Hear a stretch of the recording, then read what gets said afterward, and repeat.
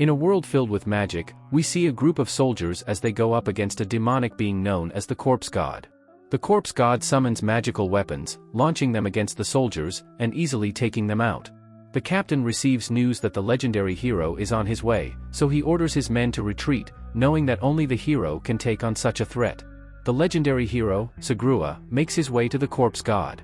They engage in combat, and the corpse god uses his magic to attack the hero, but he fails to deal damage to Sagrua, who uses his sword to defend himself. The corpse god gathers the souls of the dead, summoning an undead dragon that charges at Sagrua, but the hero easily cuts it in half with his enchanted sword. They continue to exchange blows, and Sagrua manages to push him back. Seeing that he's at a disadvantage, the corpse god summons a skeleton army to defeat the hero. Sagrua uses his evil eye, allowing him to see the souls of the dead, and we learn that the corpse god possesses the same ability. Sagrua charges at the skeleton army, jumping over them, and launching a fireball toward the ceiling. This causes the ceiling to collapse, raining rocks down on his enemies. Sagrua manages to land a hit on the corpse god, exposing a brain in a jar, which is revealed to be its true form. The corpse god prepares to use a powerful spell, but Sagrua charges with all of his might. He thrusts his sword, managing to pierce through it, causing an enormous explosion that pierces through the dark sky, but his memory suddenly becomes cloudy, as he struggles to remember the result of the battle, and it turns out that the corpse god used reincarnation magic. As he wakes up in an alley, with a wound on his neck, the corpse god looks around, struggling to understand what's going on, and he finds himself in a modern city, unable to recognize anything. He is suddenly spotted by a drone, and the operator, Kuruya, is surprised, because he had confirmed that the boy was already dead. He calls his team, informing them that their target is still alive, and Kuruya wonders how the boy can still be walking around with a slit throat. Meanwhile, the corpse god is still having a hard time taking everything in, wondering where he is, because everything is so foreign to him. He observes the people, seeing that everyone is happy, so he thinks that this world must be peaceful. He thinks about his own world, unsure about how he can return, but at that moment, he is approached by two policemen, who try to talk to him, but he can't understand what they're saying. He slowly starts to understand them, as he pulls linguistic information from his body's brain.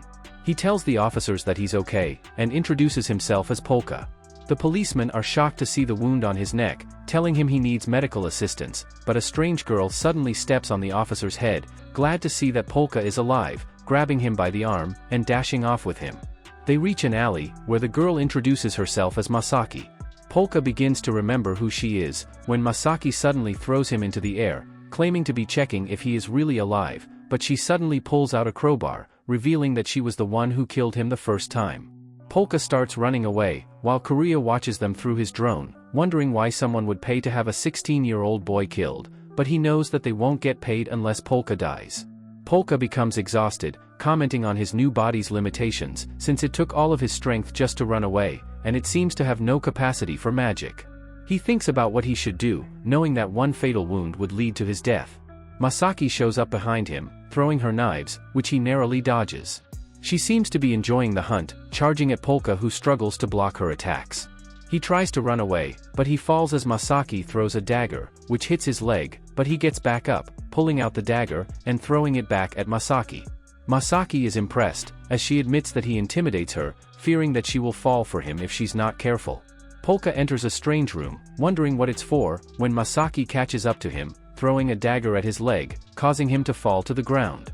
She reveals that it was once an execution ground for the Yakuza, and there are rumors that ghosts haunt the room, so people try to avoid it. Polka confirms that the rumors are true, as he uses his evil eye to see the souls of the dead. He realizes that the evil eye is a power of the soul, so he can still use it in Polka's body. Misaki is about to finish him off, but he gathers the powers from the souls in the room, calling forth a monstrous arm, which impales Masaki, and instantly kills her.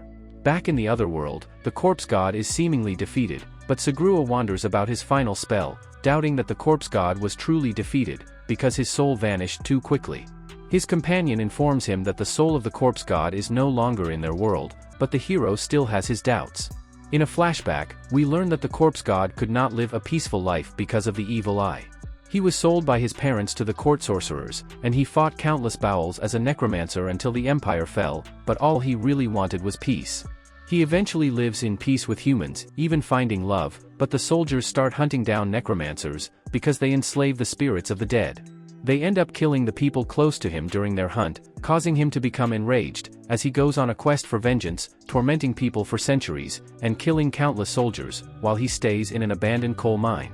Despite all the bloodshed, he still desires peace, but even as he waited for centuries, he still couldn't find it. He couldn't die a natural death, so he waited for someone who could defeat him, so that he could be reincarnated in a new body, and finally find peace. Back in the present, Polka is surprised to see that Masaki is already dead, wanting to ask her some questions, and he is worried that he will be hunted down by the police if they find her body. Kuruya saw everything with his drone, and he starts questioning his sanity, when he receives a call from his boss, Clarissa, asking what's taking the mission so long, so he sends her the video file of what just happened. In another flashback, we learn that Misaki's parents truly loved her, allowing her to enjoy her childhood, but her life was ruined when her parents were murdered before her eyes by a man named Genva. Because of this, she trained to be an assassin, eventually finding the man, and making him suffer. Masaki reveals that she is not killing him for revenge, but because she enjoys killing her targets, which just happen to be bad people. She eventually receives the mission to kill Polka, and she accepts it, wanting to know what it's like to kill someone innocent. Masaki hits him with a crowbar, making her realize that killing innocent people is also fun, but she starts to question her existence, thinking that she's better off dead, even thinking about taking her own life, when suddenly, she receives a call from Kuruya, informing her that the target is still alive. Back in the present, Masaki wakes up, surprised to see that her wound is healed. Polka reveals she is technically dead, but she was reborn through magic. They are suddenly surrounded by a group of men, as Clarissa appears before them. Clarissa hugs her, checking to see if she is alive, but realizes she has no pulse, as Polka explains she is pretty much like a zombie. 40 minutes earlier, Kuruya tells Clarissa about Polka's whereabouts, so she finds him, asking him about the sigils that she's seeing, as Polka uses his magic to heal Masaki. He asks them who they are, and Clarissa claims that they are Masaki's friends. Polka reveals the Masaki's brain and soul are still intact, but someone needs to use resurrection magic on her, but everyone is confused, because nobody can use magic in this world. He wants everyone to think that they were merely hallucinating, as he threatens to attack them with his weapons. They point their guns at him, but he pins one of them down with a huge skeletal hand, saying that he has no idea how fragile humans are without magic. They suddenly learn that a nearby building is on fire, and Polka's magical eyes sees it, but it immediately gets sliced by a lot of Clarissa's companions. Clarissa tells him that the building is a safe haven for orphan children, and Polka remembers the children that were dear to him in his past life, so he decides to help out. Kuruya's drone leads the way, and he uses his magic to swing around the town, allowing him to travel faster. Upon reaching the building, he uses his evil eye, allowing him to see the life force of the children that are trapped. He uses a skeletal arm to throw him into the building, where he sees 4 souls with the children who are struggling. They are the souls of the parents of the orphan children. He asks for their help, making skeletal bodies for them to possess. The skeletons rescue the children, putting them on a huge skeletal hand that lays them down on the ground. Polka manages to escape, but the event gets posted on social media, and everyone learns about Polka's skeletons. Kuruya thinks about what kind of person Polka is, because he didn't value Masaki's life, but he saved the children from the building, making him think that Polka is different from them. He tells Clarissa that she shouldn't mess with Polka, seeing him as a monster, and Clarissa agrees with him, telling him that Masaki is about to wake up. Back in the present, Polka realizes that children still suffer in this world, so he wonders how he can find peace.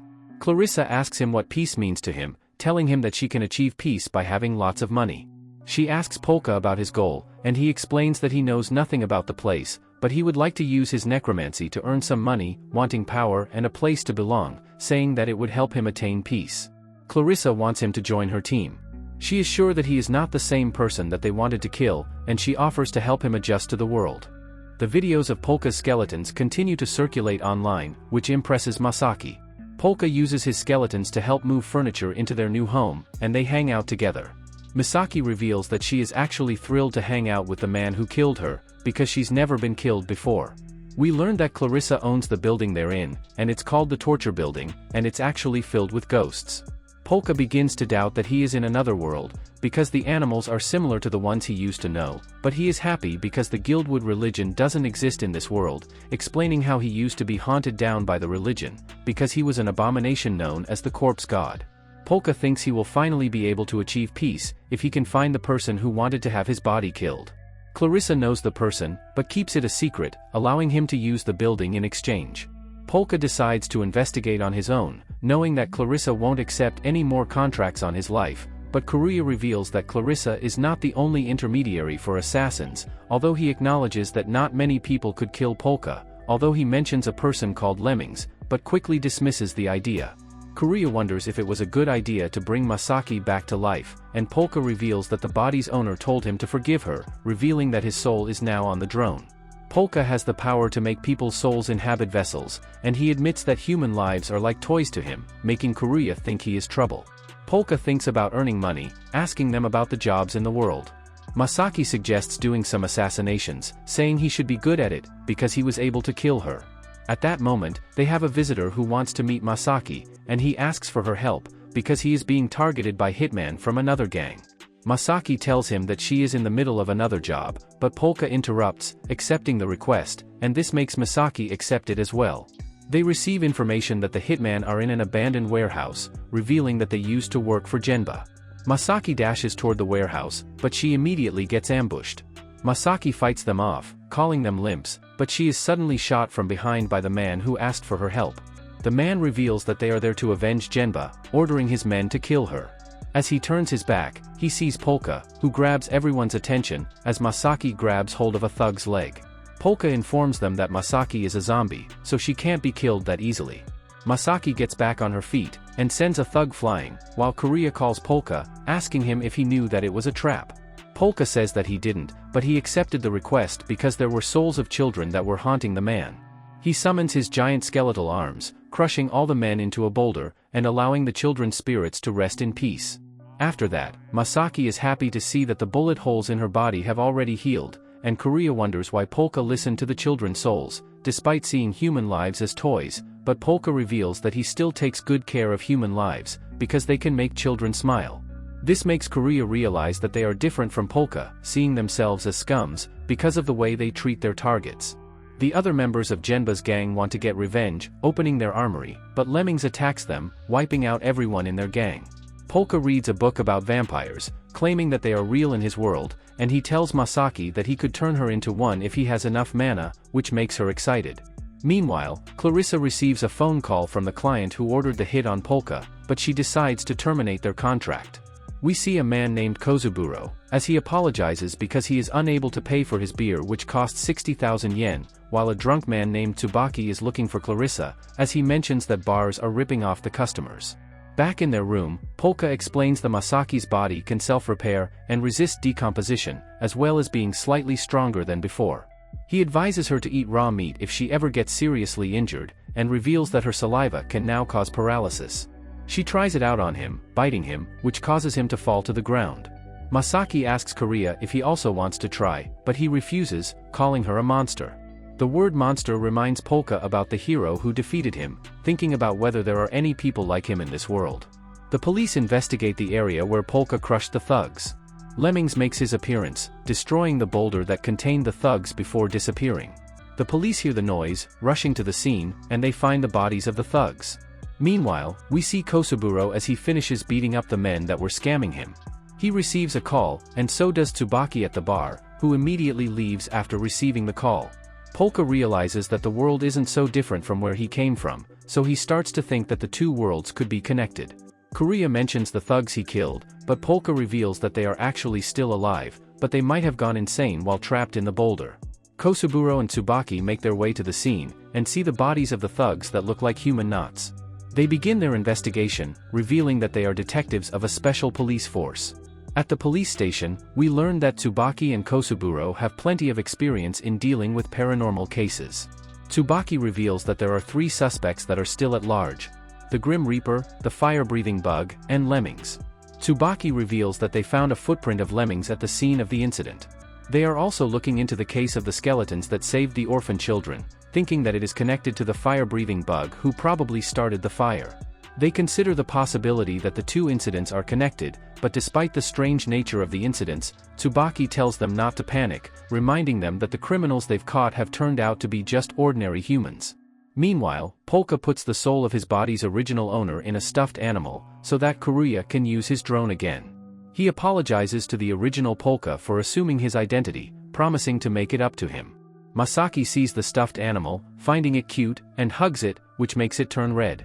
Kuruya wonders what it's trying to say, and Polka says that he could make human vocal cords to help him speak, but he doesn't have enough mana. He reveals that, as a necromancer, he can obtain more mana by exorcising ghosts, explaining that the souls in their building are a great source of mana, but Kuruya says that there aren't many other buildings that are similar. However, Polka says that it's okay, because the gemstones in this world are an even greater source of mana. They go to a jewelry store, where Polka is surprised to see that the gemstones are incredibly expensive, saying that the gemstones in his world are super cheap in comparison. He plans to save money to buy all the gemstones in the store, but the shopkeeper tells him that it would cost him almost 4 billion yen to buy everything. After they leave the store, Masaki asks him why he didn't just drain the mana from the stones, and Polka reveals that it would cause the stones to crumble, making it unfair to the shopkeeper. They suddenly encounter Kosuburo, who immediately lunges past them, trying to grab the drone. Meanwhile, Tsubaki finally meets Clarissa at the bar, telling her about the human knots and the building fire, wanting to know if her group is involved with the cases. Kosuburo apologizes for startling them, knowing that Kuruya is the one controlling the drone, and he tries to talk to Kuruya, but Polka interrupts him, telling him that Kuruya is his friend, but Kosuburo calls Kuruya scum, telling Polka he should cut his ties with him. Polka remembers his friends that were killed during his past life, so he uses his powers, allowing him to grab the drone from Kosuburo, who becomes curious to learn more about him. Kuruya warns them that Kosuburo is extremely dangerous, having witnessed and destroyed a gang by himself. He warns Polka not to use his powers, claiming he won't be able to live a peaceful life if he does. Kosuburo begins to question Polka, which worries Kuruya, because he knows that if Polka reveals his connection to Clarissa, it would trigger an investigation. So Kuruya calls Kosuburo, telling him that Polka and Masaki are just as gaming buddies. He surrounds Kosuburo with drones, warning him that the video of him hassling innocent kids will go viral on the internet, but Kosuburo is unfazed, calling Kuruya cocky, as he reveals Kuruya sold out his old buddies to save his own skin. Masaki suddenly appears behind Kosuburo, knocking him down, and claiming she was just defending herself against a creep. She runs away with Polka, while Kosuburo tries to chase after them, but he can't find them, because they use Polka's skeletal arm to help them escape. Kuruya tells Polka that Kosuburo was telling the truth, admitting that he will reveal their secrets just to save his own life, but Polka tells him his life is more valuable than his secrets. At the police station, Kosuburo asks an officer to investigate Masaki's footprints on his body. She immediately recognizes it, matching it to a footprint they found at the scene of the human knot case, causing Kosuburo to get excited, as he finds the case intriguing. A veteran officer reveals that he once saw lemmings in the past, claiming that he took down a group of men while they were raining bullets on him. The officer doubts that they could take him on, but he knows that the special division is all they have. Meanwhile, Lemmings has been invisible inside the police station the whole time, and he checks out the photo of Masaki's footprint. Tsubaki is now drunk at the bar, talking about the paranormal cases he handled, and even mentions the skeletons in the building fire. Clarissa knows that he is doing this to taunt their group, but they think that they can't let him dig too deep. The bar girls consider warning Polka, but he happens to arrive at that moment. Tsubaki notices them, and he receives a message with a description of the person involved in the human knots case, which seems to match Masaki, so he asks the pair to spend time with him. Meanwhile, Kuruya sees Kosuburo heading to the bar, where the group seems to be enjoying their time together. Kuruya warns them to leave, but he's too late, and Kosuburo has already arrived with his men. He joins the group, as Tsubaki reveals that they just want to ask them some questions, but the room suddenly darkens, and the pair immediately hides from the detectives. Clarissa insists it wasn't one of her tricks, while Polka uses his night vision to see in the dark, but he becomes afraid as he sees Lemmings on the ceiling. As Clarissa lights a candle, Lemmings makes his entrance, seemingly ready to fight. Clarissa knows that he is not there to kill anyone, but Kosuburo thinks about beating him up, since he is a wanted person. Polka uses his evil eye, seeing countless ghosts around Lemmings, and he realizes that he killed all of them. Lemmings attacks the officers, blowing them away like ragdolls, and Kosuburo tries to fight back, but his attacks don't work against Lemmings, who doesn't even take him seriously. Lemmings dashes toward Masaki, taking her away, as Polka thinks about using his powers to get her back, but he's too worried about the officers seeing his magic. Kosuburo continues to pursue Lemmings, but he is no match for him. Polka realizes that Lemmings is a human who has pushed beyond his limits, much like Sugrua, so he knows that he can't stop him, but he uses his magic to attack Lemmings anyway. Tsubaki sees the sigils, wondering what they are, but Clarissa covers the candle to darken the room. Polka grabs onto Masaki using his skeletal arms, saying that they should escape, while Tsubaki uses the flashlight on his phone, allowing him to see the skeletal arm. Lemmings charges at Polka, who tries to take him down with his magic, but he fails to land a hit on Lemmings, who can also apparently see in the dark. Lemmings manages to break the skeletal arm holding onto Masaki, and Masaki panics as he approaches her. However, he whispers something to her, and they start talking casually. Masaki tries to paralyze him with her bite, but she can't bite through his bandages. She suddenly stabs his leg with the fork that contains her saliva, making him dazed, as Polka uses the souls haunting Lemmings to cast a spell, summoning a giant skeleton to attack him, and forcing Lemmings to flee. After that, Lemmings reports to his boss, Takaru, telling him that Genba was already dead, and that Polka is still alive. Kuruya is surprised to learn that they have survived after encountering Lemmings, who got not his name because of his ability to go anywhere like a rat. Polka thanks Masaki for helping him out, and Masaki says that it's okay because he also does the same thing for her. He remembers his master's words, about how he should help people if he wants to, knowing he is going to live a long life as a necromancer, so he should just do what he wants, without thinking about how long something is going to last.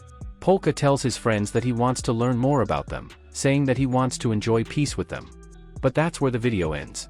Let me know in the comments if you want me to cover part 2, and if you enjoyed watching this video, consider liking and subscribing for more like it. Thanks for watching and I hope to see you next time.